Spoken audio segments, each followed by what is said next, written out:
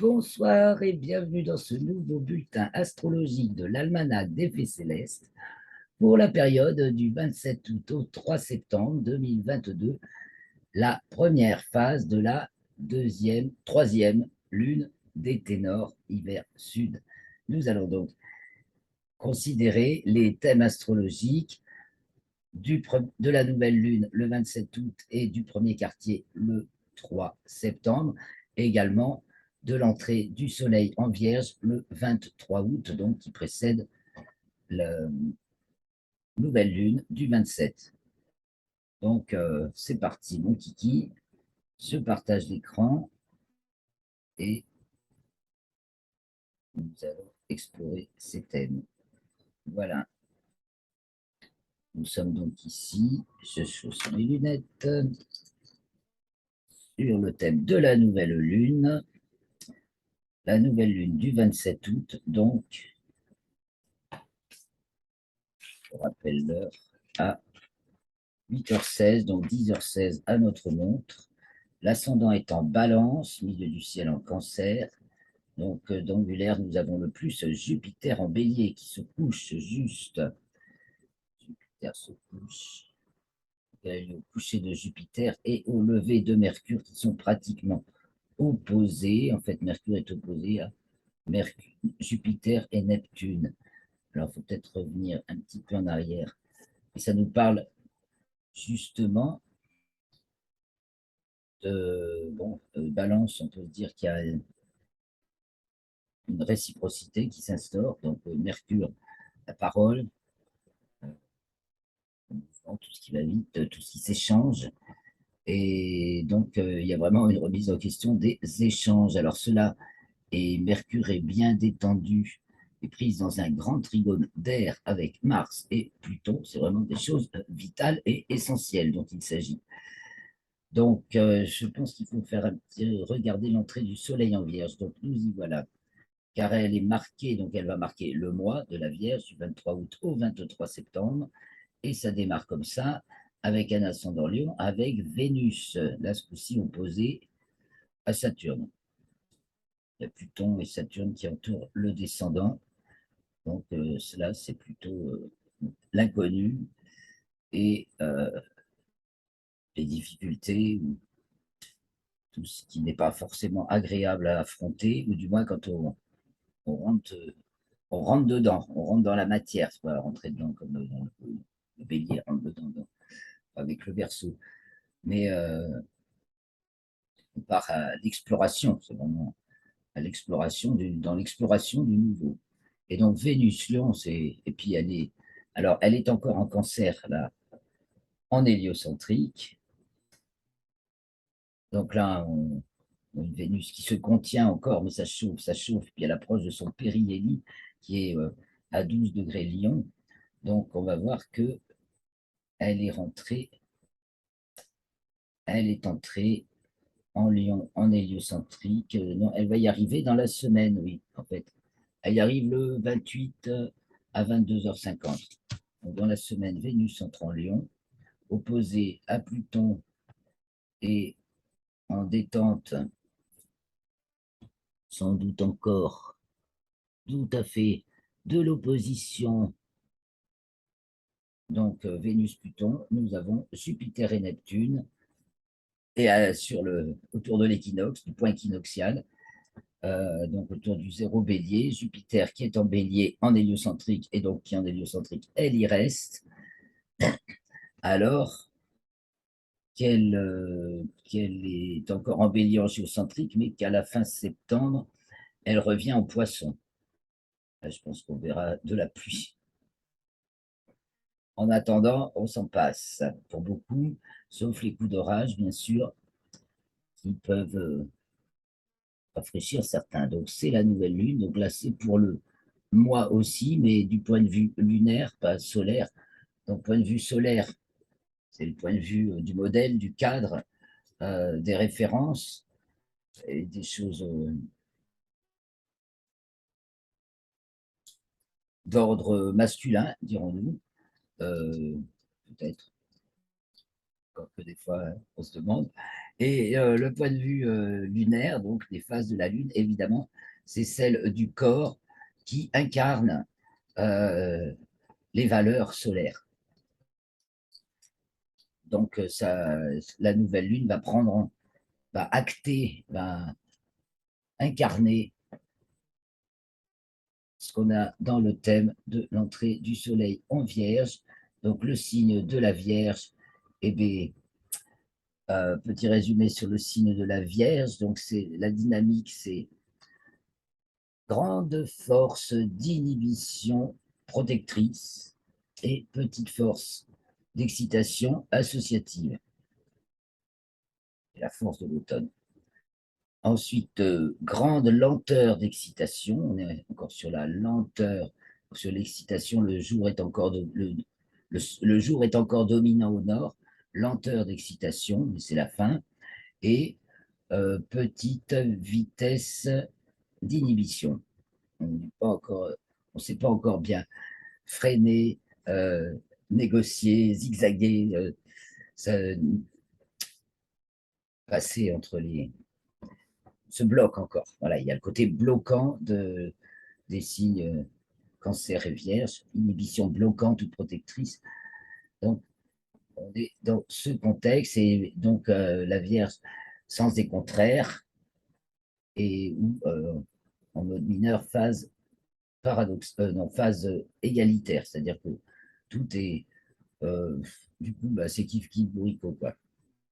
Euh, c'est égal. Ouais, c'est égal. Enfin, il faut faire un choix.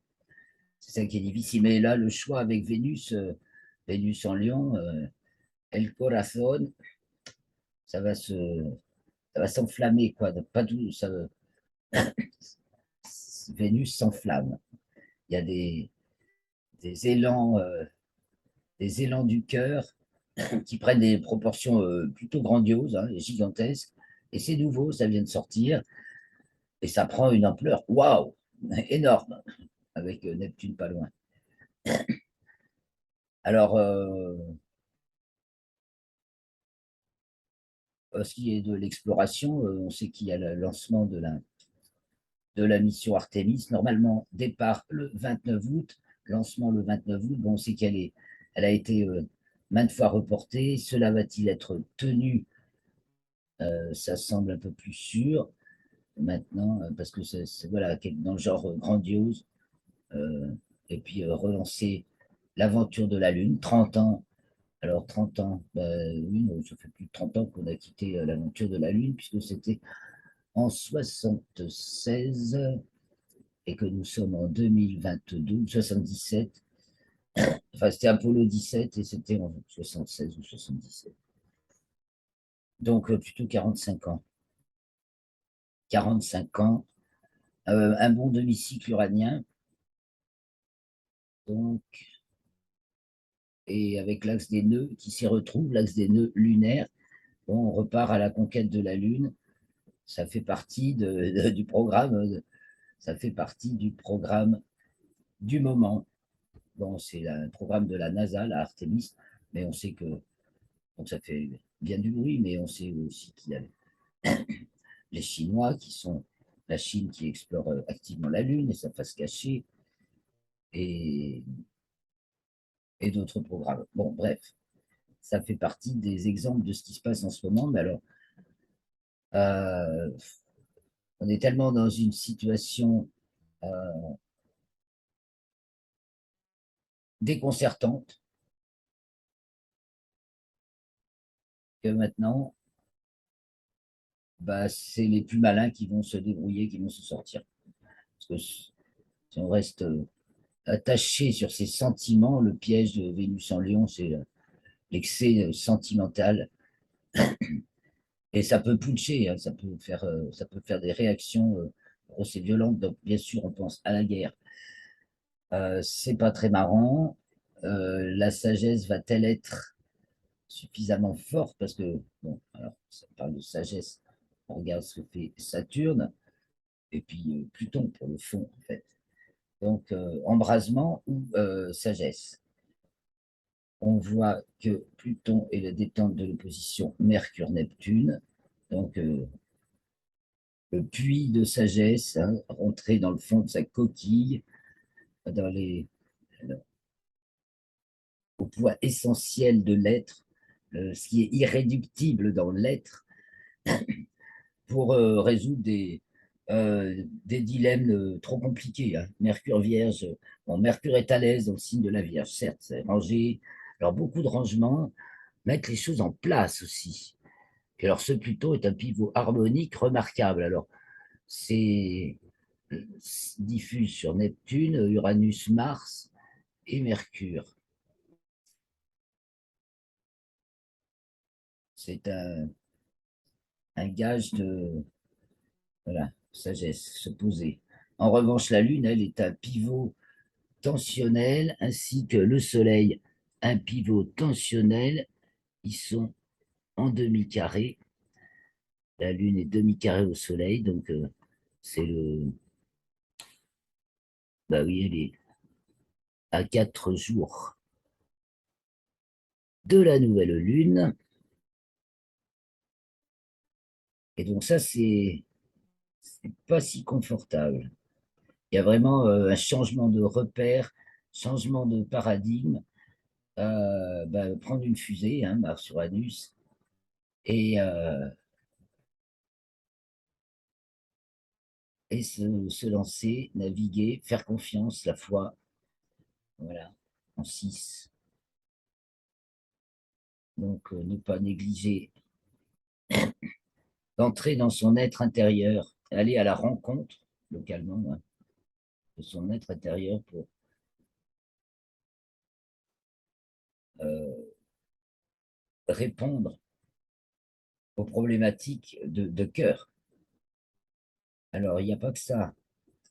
Il y a Vénus, elle est donc aussi opposée à Saturne, qui est en Verseau.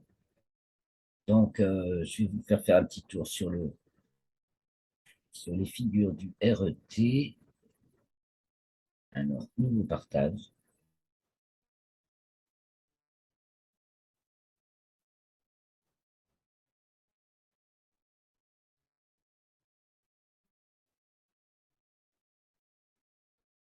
Donc, nous avons le RET. Je voulais vous montrer. Donc, alors, je vais partager l'écran parce que je crois que j'arrête ce partage et je fais partager l'écran directement. Comme ça, je peux naviguer des thèmes au modèle RET, la matrice RET, donc pour vous montrer justement Vénus, Saturne, ses fonctions, en fait, là ce sont des relais énergétiques. Alors Vénus entre le niveau représentation, celui de l'unique et celui de l'existence. Vénus fait la cour et Saturne, elle rentre, elle approfondit les choses.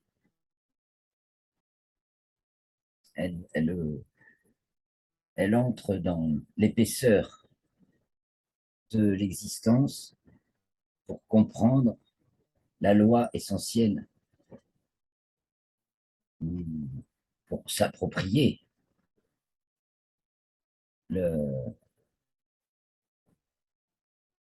l'objet. Donc voilà, je reviens sur les thèmes et je regarde un petit peu. Donc je passe maintenant à la nouvelle lune où on voit Mercure. Donc Mercure prend de l'importance.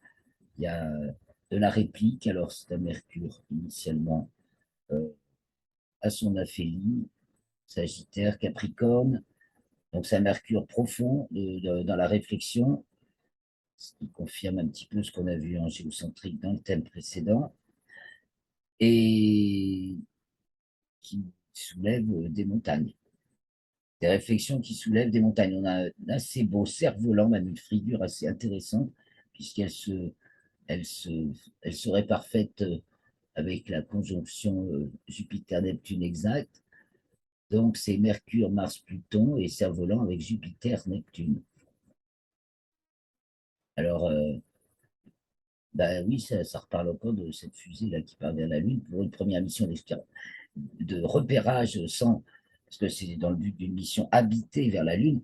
Et donc celle-ci, elle n'est pas habitée encore par des gens, il n'y a que des robots, c'est pour prendre des repères. Vous verrez, je tâcherai de mettre un lien sur l'article, sur là-dessus. Donc c'est la nouvelle lune, le soleil est donc avec la lune ici, 5e degré du signe de la Vierge.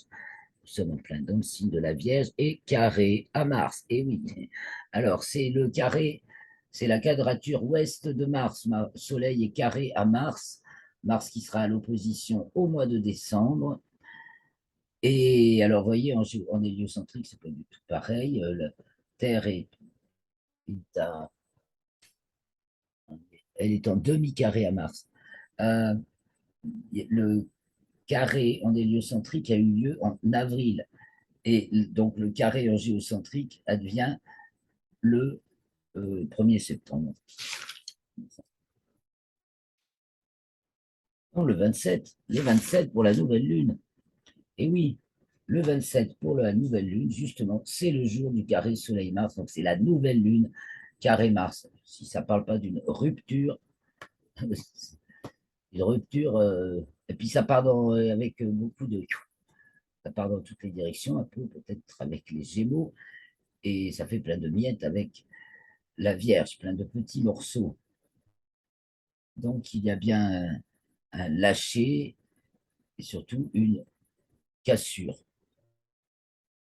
Bon, c'est pour aller vers du nouveau, faire, c'est pour faire aussi de la multiplication. Mars Gémeaux multiplie concrètement. Et bon, c'est ce côté multiplication et donc ce côté morcelé de la Vierge, comment se protéger. Là, court toujours. Réponse, court toujours. On peut chercher à se protéger, court toujours. Et Vénus en Lion est donc drôlement s'étendu avec Mercure, avec Saturne et avec Uranus. Vraiment très, très tendu. Donc, on prend des risques quelque part, on s'expose. Et alors, quand elle va rentrer en Lion en héliocentrique, on va, on va vraiment sentir la Vénus Lion là. Donc, elle est encore cancer en héliocentrique, donc protectrice, même si elle se montre en géocentrique, Lion. Quand elle va entrer en Lion en héliocentrique et donc qu'elle y sera encore en géocentrique, c'est une Vénus qui flambe et qui peut revendiquer son morceau. Et puis, c'est évident, c'est elle la plus belle. Opposée à Pluton, personne ne la reconnaissait comme Cendrillon. Mais heureusement, il y a une espèce de conte de fées là, avec Neptune et Jupiter. Alors, il va se passer quelque chose d'un peu magique et la véritable bonté vénusienne va se manifester peut-être, mais ça fait bobo, c'est tendu, hein. C'est compliqué.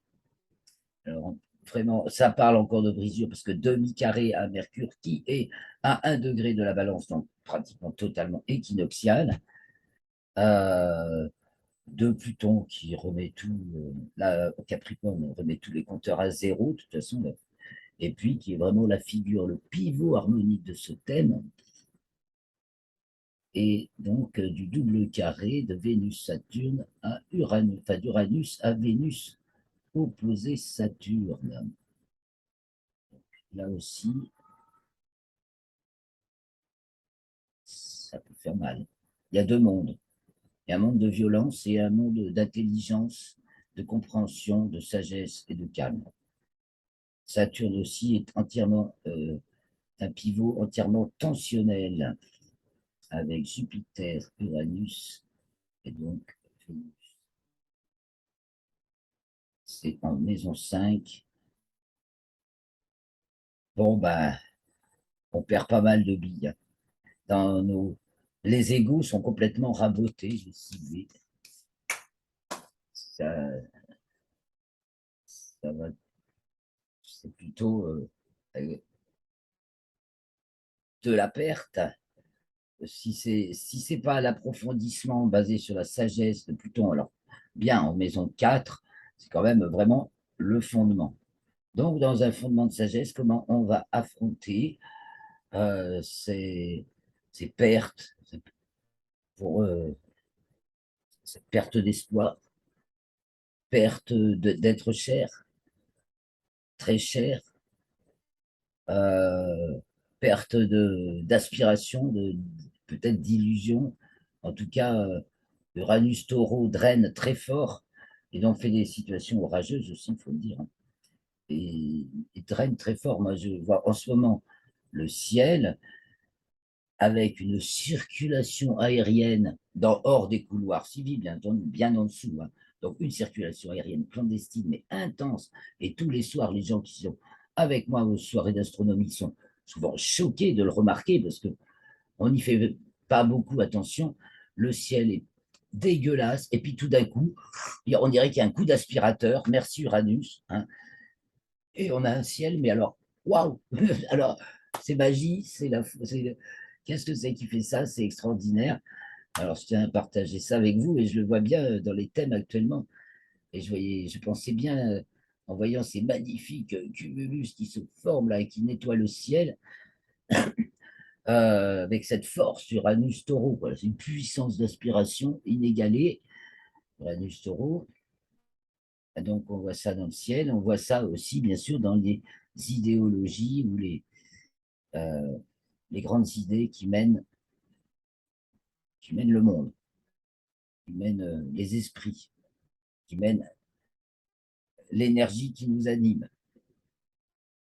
Donc, elle est pleine de renouveau, cette énergie, hein, et qu'on va revenir après, quand Jupiter va revenir en poisson, on va encore faire un petit retour en arrière pour la sentir, bien sentir si on est bien dans les bonnes vibres, dans la bonne fréquence. Elle va revenir en conjonction à Neptune. C'est vraiment l'année de la conjonction Jupiter-Neptune, tout ça va se passer en novembre, je crois bien.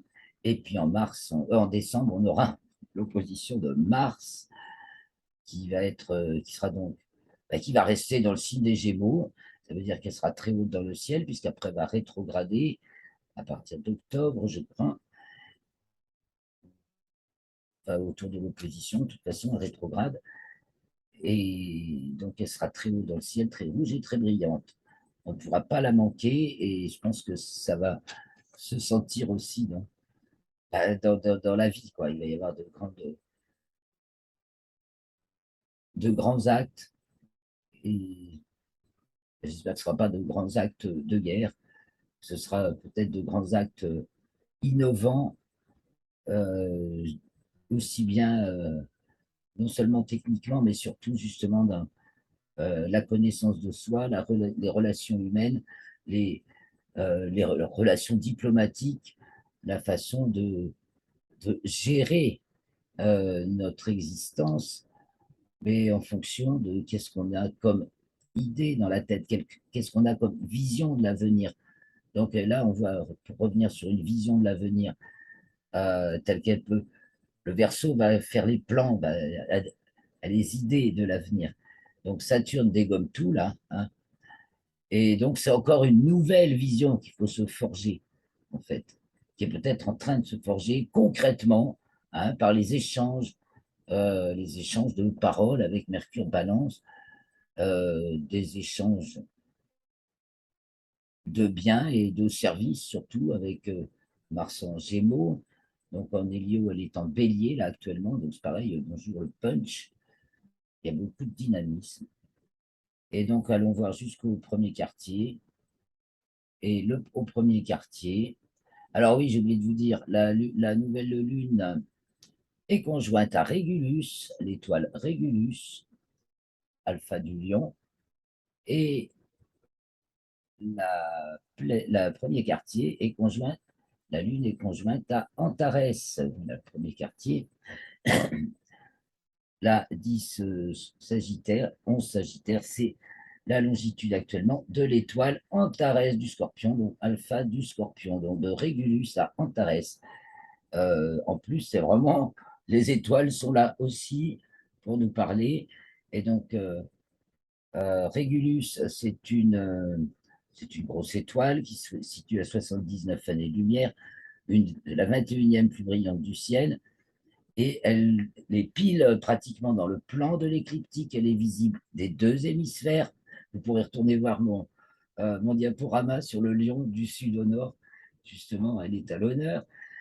Et elle marque donc de nos jours le premier degré du signe de la Vierge. Et donc, quand le Soleil ou la Lune entre dans le signe de la Vierge, sont conjointes à Régulus, ou une planète. Et Régulus, ça veut dire petit roi, ça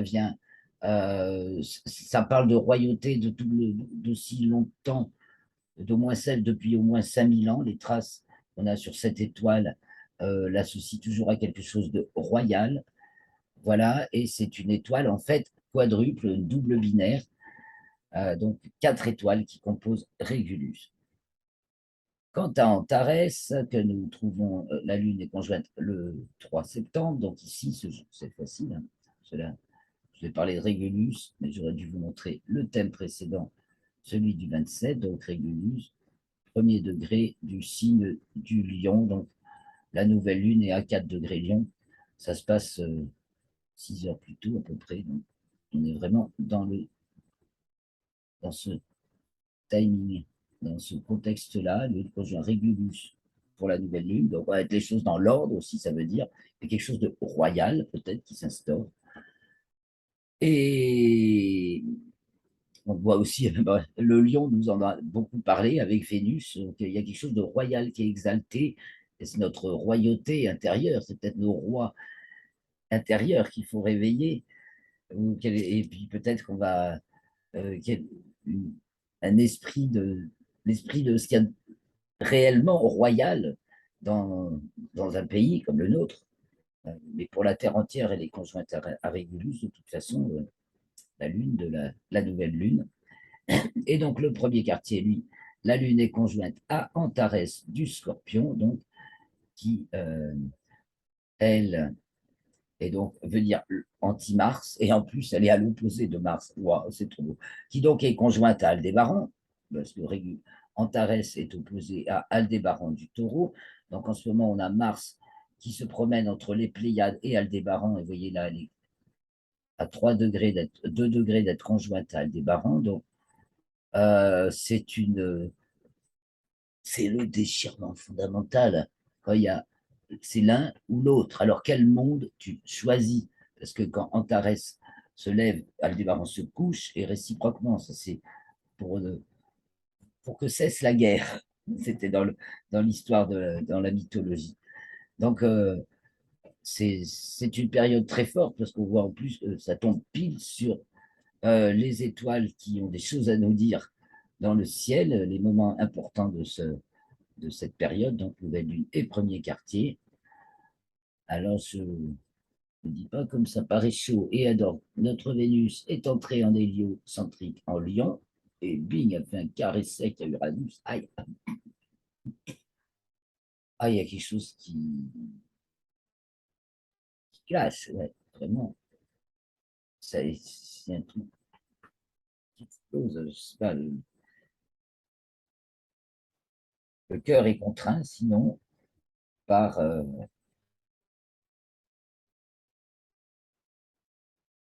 la force, l'énergie d'Uranus taureau, qui apparaît un trigone à Mercure Capricorne, donc il rafraîchit un peu et approfondit, approfondit sa source d'énergie, hein, est tensionnelle avec Saturne et avec Jupiter, donc les planètes de niveau existence extensive, ce qui se réalise vraiment. Donc, parole et parole et parole. Et ce sera plus dans la discussion.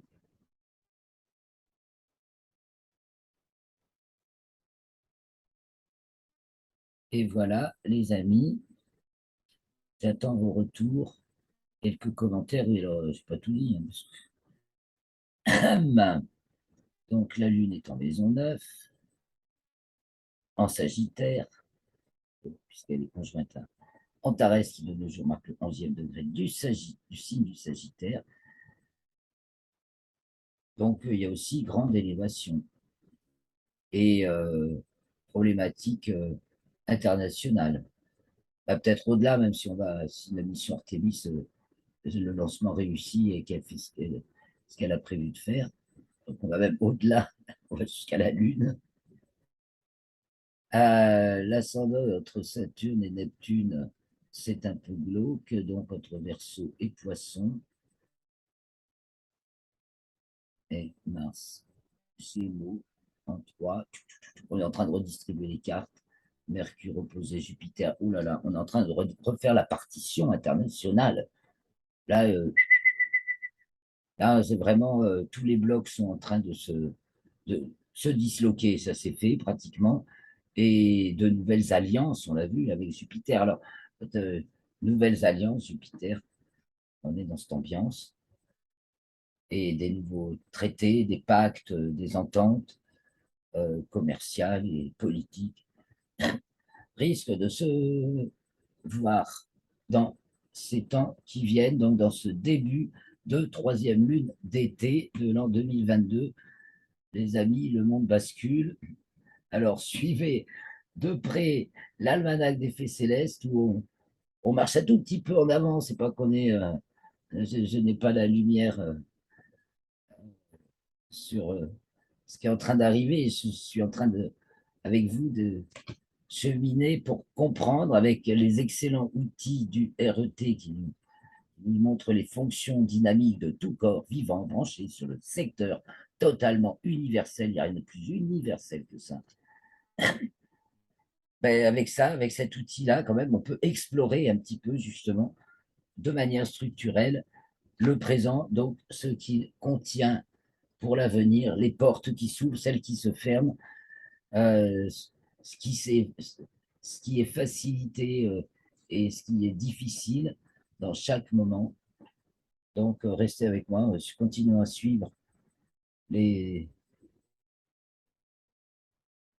les chroniques célestes, parce qu'en se branchant au ciel, bah, c'est voilà, le branchement terre-ciel. Là, on est en direct, hors de la matrice artificielle, qui est justement, qui évidemment, et c'est de se tenir, de se défendre. Mais là, on voit que ce mois-ci, elle se disloque. C'est déjà le principe du signe de la Vierge. Et avec les moments et les points forts marqués, là, euh, cette dislocation ne fait que s'acter, se prolonger. On voit aussi la grande bascule, elle se voit partout, elle se voit aussi dans les latitudes héliocentriques. On a les trois lourdes, la mer, Neptune, Saturne, Jupiter, qui descendent, ils sont pratiquement, Saturne et Neptune, vous voyez, sont à la même latitude. Jupiter vient de les doubler, et Mars, qui remonte de l'autre côté, fait basculer tout le monde. Et en plus, Mercure est, voilà, descend aussi et vient d'être en parallèle avec Pluton, donc on la voyait aussi en Capricorne. Tout ça, ça nous parle de réflexion profonde qui va se dire avec des paroles, Mercure en balance, en géocentrique. Voilà,